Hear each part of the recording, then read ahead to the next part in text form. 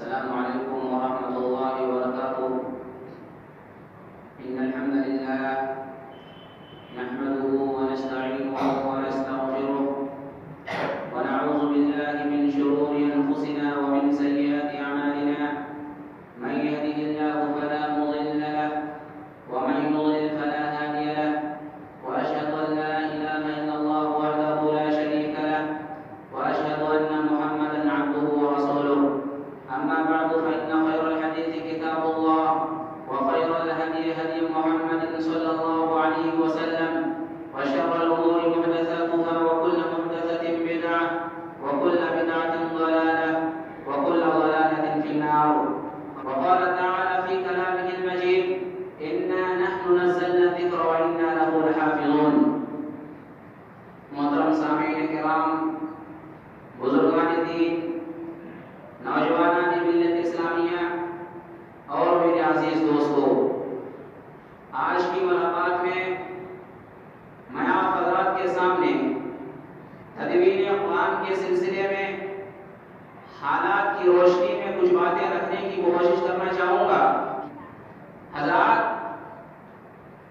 قرآن مجید جس کے نزول کا آغاز ماہ رمضان میں ہوا، شب قدر میں ہوا، اور یہ قرآن حالات کے حساب سے، واقعات کے حساب سے، لوگوں کے سوالوں کے جواب کے اعتبار سے 23 سال کی مدت میں مکمل نازل ہوا. اس قرآن مجید کے اندر کل 114 صورتیں ہیں. 114 صورتوں میں سے 86 صورتیں مکی ہیں اور 28 صورتیں مدنی ہیں. یعنی 86 صورتیں ایسی ہیں جو ہجرت سے پہلے نازل ہوئی ہیں، اور 28 صورتیں ایسی ہیں جو ہجرت کے بعد نازل ہوئی ہیں. علماء کرام نے 114 صورتوں کی 4 قسمیں کی ہیں. سب سے پہلی قسم ہے السبع الطوال، یعنی 7 طوال، 7 لمبی لمبی صورتیں. سورہ بقرہ، سورہ آل عمران، سورہ نساء، سورہ مائدہ، سورہ انعام، سورہ اعراف، ان کو 7 طوال کہا جاتا ہے. اسی طرح دوسری قسم المثانی، وہ صورتیں ہیں جن کے اندر 200 یا 200 کے لگ بھگ آیتیں موجود ہیں. اسی طرح تیسری قسم المعون، وہ صورتیں جن کے اندر 100 کے قریب آیتیں موجود ہیں. اسی طرح چوتھی قسم صورتوں کی المفصل، مفصل کی بھی 3 قسمیں ہیں: طوال مفصل، اوساط مفصل اور قصار مفصل.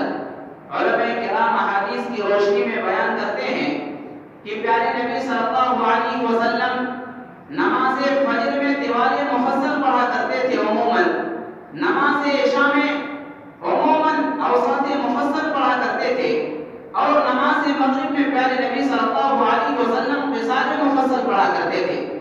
سوال یہ ہے کہ طوال مفصل کسے کہتے ہیں، اوساط مفصل کسے کہتے ہیں، قصار مفصل کسے کہتے ہیں؟ علماء کرام فرماتے ہیں کہ سورہ حجرات سے لے کر کے سورہ بروج تک اس سلسلے میں اختلاف ہے، لیکن راجح قول یہ ہے کہ سورہ حجرات سے لے کر کے سورہ بروج تک یہ طوال مفصل ہے، اور سورہ بروج سے سورہ بینہ تک یہ اوساط مفصل ہے.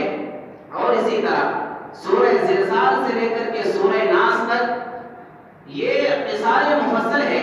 پیارے نبی صلی اللہ علیہ وسلم طوال مفصل کو نماز فجر میں، اوساط مفصل کو نماز عشاء میں، اور قصار مفصل کو پیارے نبی صلی اللہ علیہ وسلم مغرب کی نماز میں پڑھا کرتے تھے. سنت طریقہ یہ ہے، افضل یہ ہے کہ ہم اسی اعتبار سے پڑھیں، لیکن اس کے برخلاف بھی پیارے نبی صلی اللہ علیہ وسلم سے عمل ثابت ہے. اس کے برخلاف بھی ہم پڑھ سکتے ہیں، جائز، اس میں کوئی حرج کی بات نہیں ہے. اگر ہم فجر کی نماز میں سورہ ناس پڑھنا چاہیں تو پڑھ سکتے ہیں، اگرچہ یہ قصار مفصل ہے، چونکہ پیارے نبی صلی اللہ علیہ وسلم نے ایک مرتبہ نماز فجر میں سورۃ الناس اور سورۃ الفلق کی تلاوت کی. اسی طرح پیارے نبی صلی اللہ علیہ وسلم نے ایک مرتبہ نماز مغرب میں سورہ طور کی تلاوت کی، اور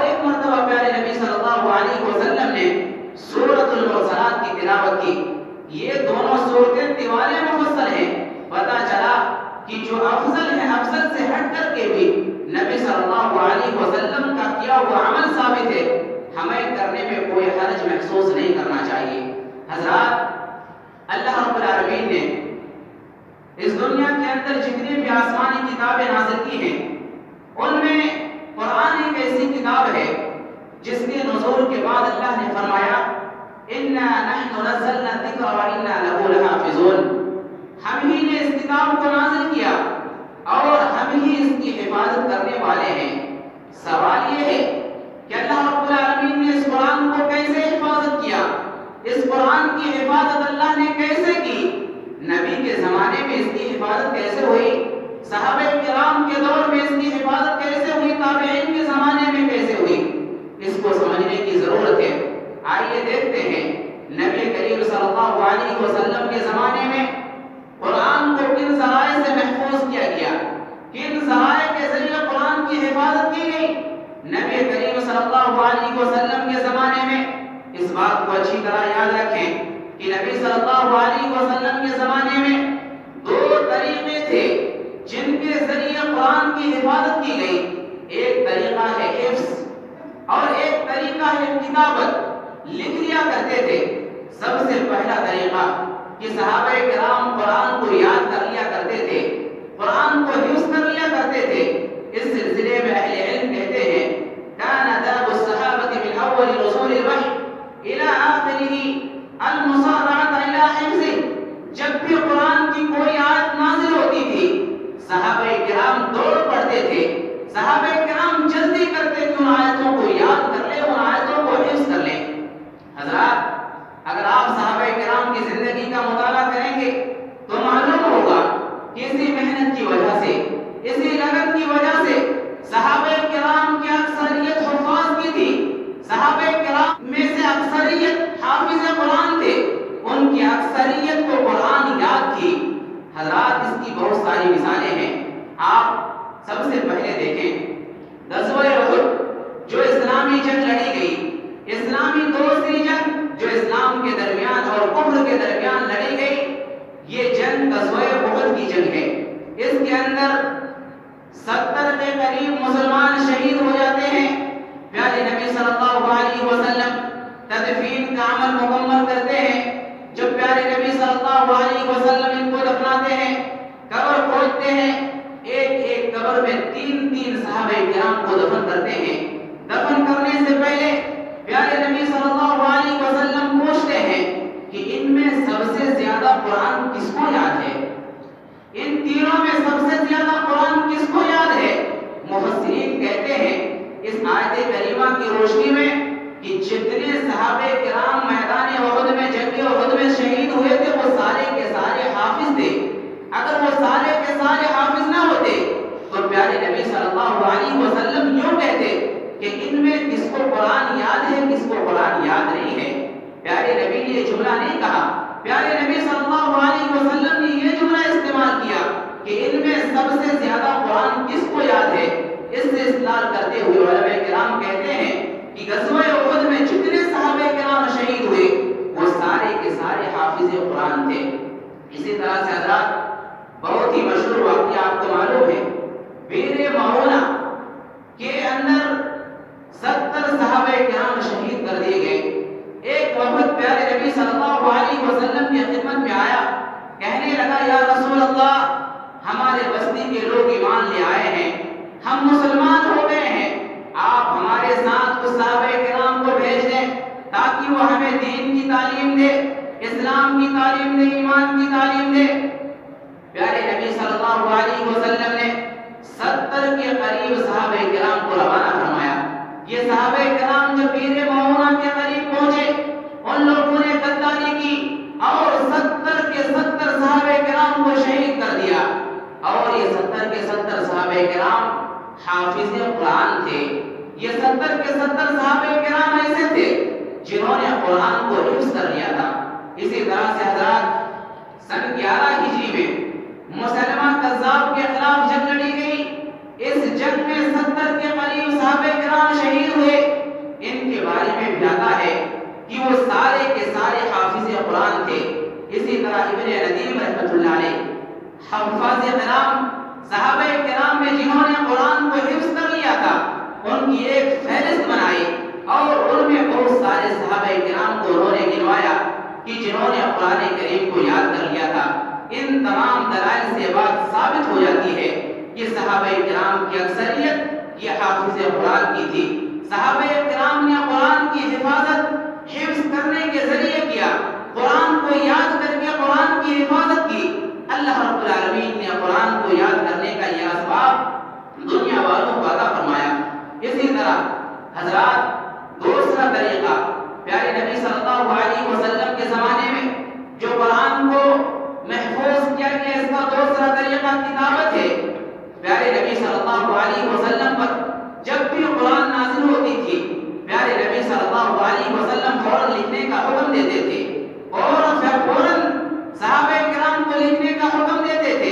اس سلسلے میں صحیح بخاری کی ایک روایت ہے، حضرت برا بن عازب رضی اللہ تعالیٰ عنہ روایت کرتے ہیں، فرماتے ہیں کہ جب قرآن کریم کی سورہ نساء کی آیت کریمہ نازل ہوئی کہ لا يستوي القاعدون من المؤمنین غیر اولی الضرر والمجاہدون فی سبیل اللہ، کہ جو لوگ مومنین میں سے جنگ نہیں کرتے ہیں، گھروں میں بیٹھے رہ جاتے ہیں، اور وہ لوگ جو اللہ کے راستے میں گھروں سے نکل کر کے جنگ کرتے ہیں، دونوں برابر نہیں ہو سکتے۔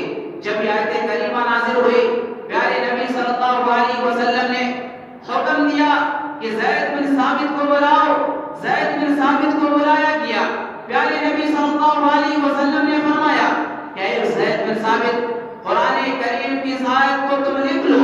پیارے نبی صلی اللہ علیہ وسلم کے زمانے میں چمڑے پر قرآن کریم لکھا جاتا تھا، پتھروں کے اوپر قرآن کریم کو لکھا جاتا تھا، کھجور کے پتیوں کے اوپر قرآن کریم کو لکھا جاتا تھا۔ ہر وہ چیز جو لکھنے کے لیے ممکن تھی اس کے اوپر قرآن کریم لکھا جاتا تھا۔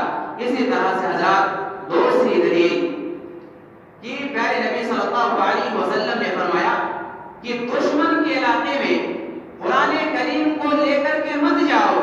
اسی طرح تیسری حدیث پیارے نبی صلی اللہ علیہ وسلم فرماتے ہیں کہ کوئی بھی ناپاک انسان اس قرآن کو نہ چھوئے، پاک انسان ہی کو چاہیے کہ وہ اس قرآن کو چھوئے۔ یہ سارے کے سارے دلائل اس بات پر دلالت کرتے ہیں کہ پیارے نبی صلی اللہ علیہ وسلم کے زمانے میں قرآن جمع کیا جا چکا تھا۔ پیارے نبی صلی اللہ علیہ وسلم کے زمانے میں قرآن تحریری طور پر موجود تھا، جس کی بنا پر پیارے نبی صلی اللہ علیہ وسلم قرآن کو چھونے سے منع کر رہے ہیں، قرآن کو کفار کے علاقے میں لے جانے سے منع کر رہے ہیں۔ اگر قرآن تحریری شکل میں نہ ہوتا تو ایسی صورت میں پیارے نبی صلی اللہ علیہ وسلم یہ کیسے حکم دیتے تھے کہ قرآن کو مت چھوؤ، قرآن کو دشمن کے ایریے میں مت لے جاؤ۔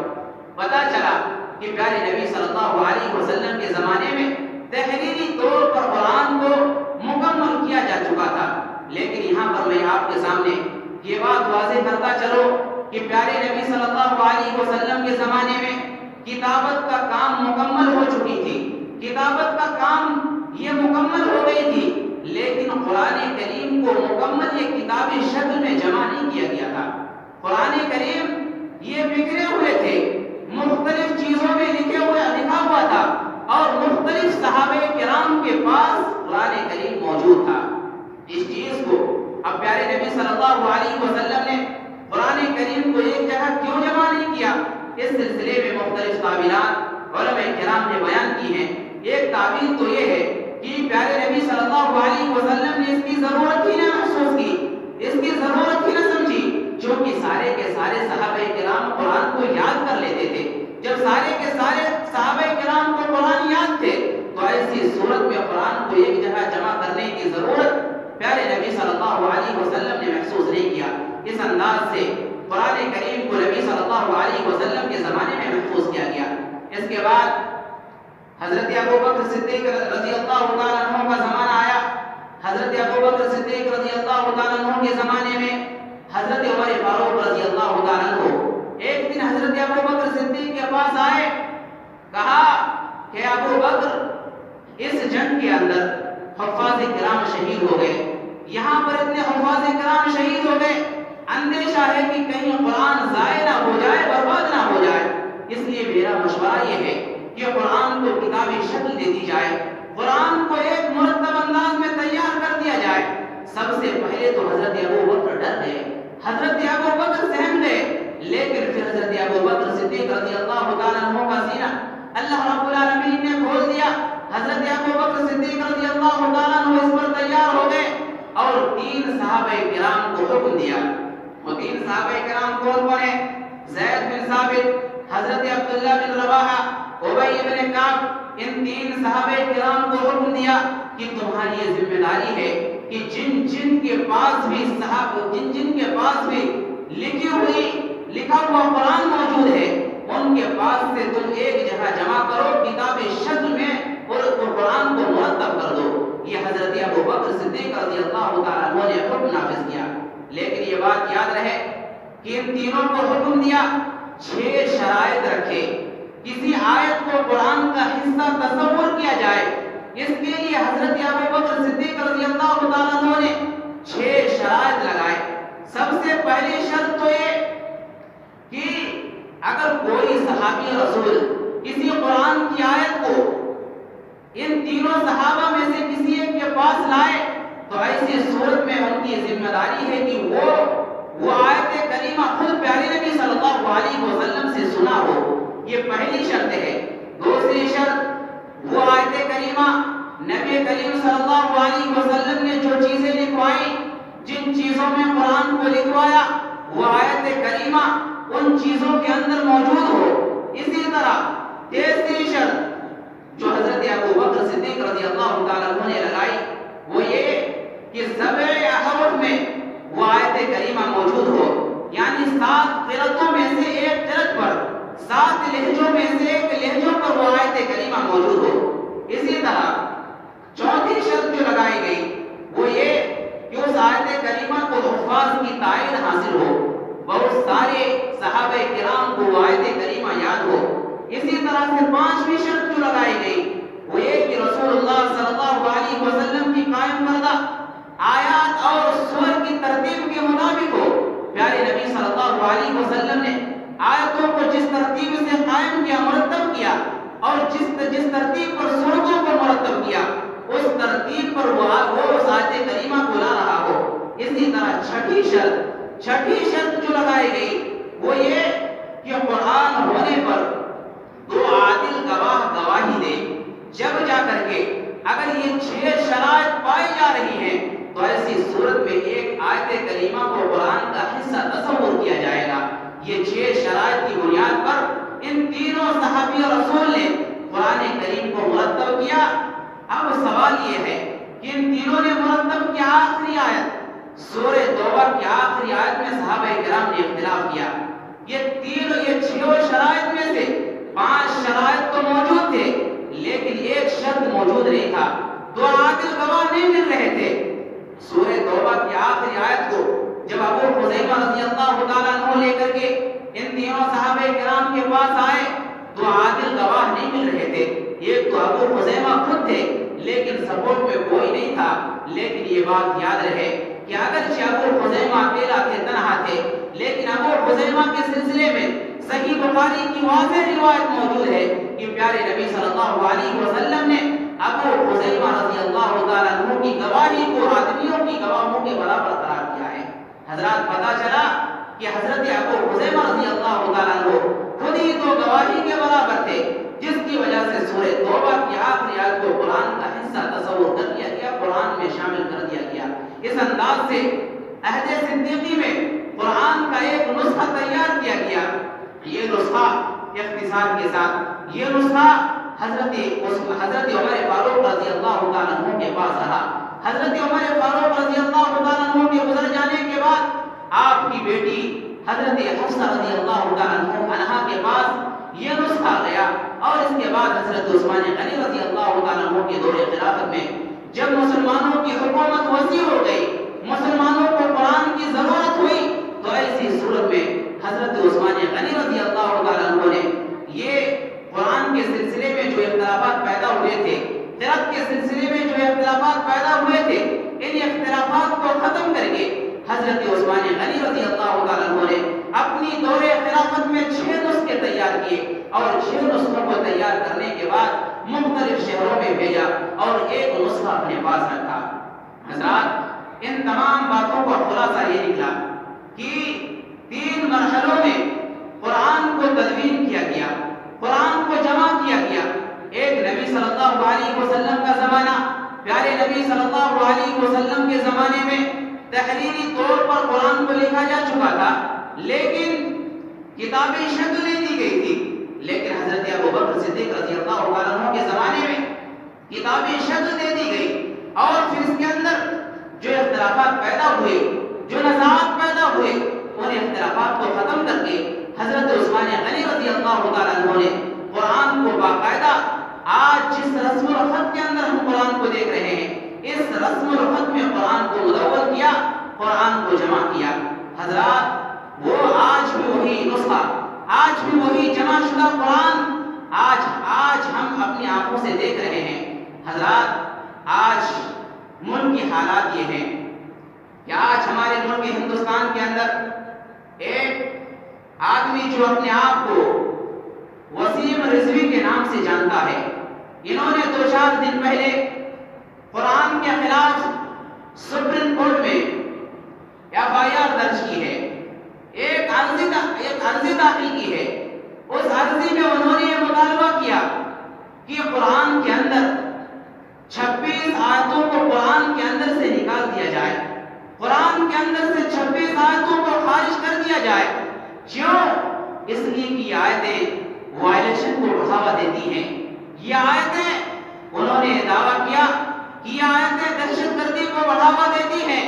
انہوں نے یہ بھی الزام لگایا صحابہ کرام پر، صحابہ کرام کی شان میں گستاخی کرتے ہوئے کہا کہ نعوذ باللہ من ذالک، حضرت ابوبکر، حضرت عمر، حضرت عثمان غنی رضی اللہ تعالیٰ عنہ نے ان 26 آیتوں کو اپنی حکومت کو بڑھانے کے لیے، اپنی سلطنت کو وسیع کرنے کے لیے ان 26 آیتوں کو قرآن میں شامل کر لیا ہے، یہ قرآن کا حصہ نہیں ہے۔ انہوں نے یہ دعویٰ کیا۔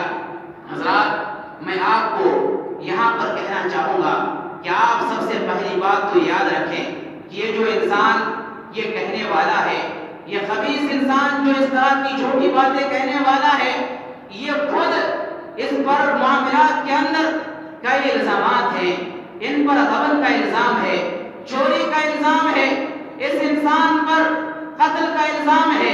ان ساری چیزوں کو چھپانے کے لیے، حکومت کی نگاہوں میں اچھا بننے کے لیے جانکاری دینے والوں نے کہا کہ اس الزامات کی بنا پر ان کی گرفتاری کبھی بھی عمل میں لائی جا سکتی ہے، ان کو کبھی بھی جیل کے سلاخوں کے پیچھے کیا جا سکتا ہے، لیکن یہ اس سے بچنے کے لیے، اپنے آپ کی حفاظت کرنے کے لیے، حکومت کی حکمرانوں کی نگاہوں میں اچھا بننے کے لیے انہوں نے قرآن کے اوپر اعتراض کرتے ہوئے کہا کہ 26 آیتوں کو حضرت ابوبکر و عمر اور عثمان غنی رضی اللہ تعالیٰ عنہ نے قرآن کے اندر شامل کیا، جو قرآن کا حصہ نہیں تھا۔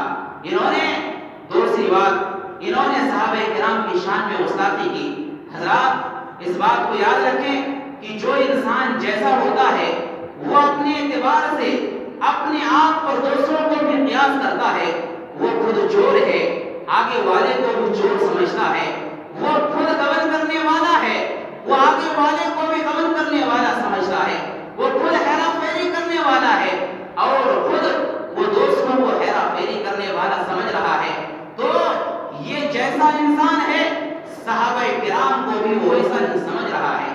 حضرات، آپ اس بات کو بھی یاد رکھیں کہ یہ مسلمان نہیں ہے، یہ کٹر رافضی ہے، اور رافضی کے دین کی تکمیل صحابہ کرام کے ایمان کی نفی کر کے ہی ہوتی ہے۔ رافضیوں کا جو دین ہے، بالخصوص حضرت ابوبکر، حضرت عمر، حضرت عثمان غنی کے ایمان کی نفی کر کے، ان کو کافر قرار دے کر کے، ان کے دین، رافضیوں کے دین کی آغاز ہوتی ہے، رافضیوں کے ایمان کی شروعات ہوتی ہے، ان کے دین کا آغاز ہوتا ہے۔ لہذا اس چیز کو ہمیں اور آپ کو سمجھنے کی ضرورت ہے۔ اسی طرح سے حضرات، انہوں نے اپنے ویڈیو میں یہ بھی کہا کہ قرآن کے اندر یہ 26 آیتیں بس غلط ہیں، 26 آیتیں ہیں جو دہشت گردی کو بڑھاوا دیتی ہیں، وائلیشن کو بڑھاوا دیتی ہیں، لیکن 26 آیتوں کے علاوہ جو بھی قرآن کے اندر آیتیں ہیں وہ ساری کی ساری آیتیں درست ہیں۔ اگر انہوں نے یہ قرآن کریم کو پڑھا ہوگا، اگر وہ 26 آیتوں کے علاوہ ساری آیتوں کو صحیح مان رہا ہے، اگر وہ اس بات میں سچا ہے، اگر وہ قرآن کریم کو صحیح پڑھا ہوگا تو وہ اس طرح کی باتیں کبھی بھی نہیں کہہ سکتا تھا، اس لیے کہ قرآن اپنے بارے میں خود کہتا ہے اِنَّا نَحْنُ نَزَّلْنَا الذِّكْرَ وَإِنَّا لَهُ لَحَافِظُونَ، کہ اللہ رب العالمین قرآن میں خود کہتا ہے کہ ہم ہی نے اس قرآن کو نازل کیا اور ہم ہی اس قرآن کی حفاظت کرنے والے ہیں۔ جب اللہ رب العالمین خود قرآن کی حفاظت کی ذمہ داری لے رہا ہے، جب اللہ رب العالمین خود قرآن کی حفاظت کی ذمہ داری لے رہا ہے، تو حضرت ابوبکر، عمر و عثمان کیا پوری دنیا کی طاقت مل کر کے بھی اگر قرآن کے اندر کچھ شامل کرنا چاہے تو نہیں کر سکتے۔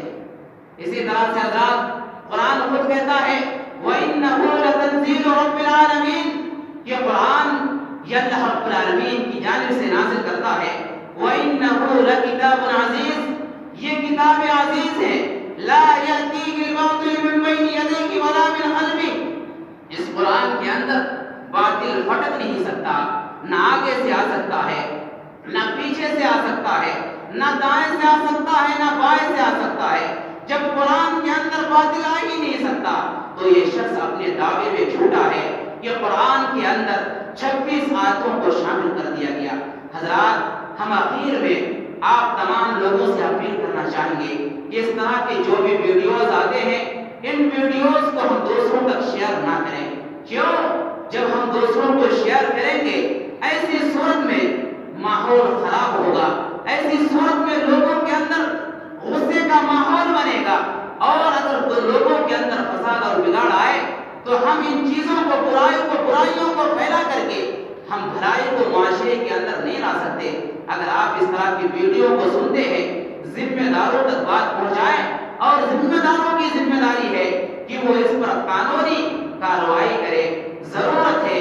اور اسی طریقے سے حضرات ہم یہ بھی یہاں پر یہ پیغام دینا چاہیں گے کہ ہم اس شخص نے جو کچھ بھی کہا ہے ہم مرکزی جمعیت کی جانب سے اور اسی طریقے سے شہری جمعیت کی جانب سے، صوبائی جمعیت کی جانب سے اور اسی طریقے سے ضلعی جمعیت کی جانب سے، شہری جمعیت کی جانب سے، سبوں کی جانب سے، مسلمانوں کی جانب سے ہم پرزور طریقے سے شخص کی مذمت کرتے ہیں، اس کے عمل کی مذمت کرتے ہیں۔ انہوں نے اپنے کالے کرتوتوں کو چھپانے کے لیے جو عمل اپنے سامنے لوگوں کے سامنے پیش کیا ہے، اپنے آپ کو لوگوں کے سامنے پیش کرنے کے لیے، لوگوں میں شہرت حاصل کرنے کے لیے جو انہوں نے عمل کیا ہے، اس عمل کا ہم پرزور طریقے سے مذمت کرتے ہیں۔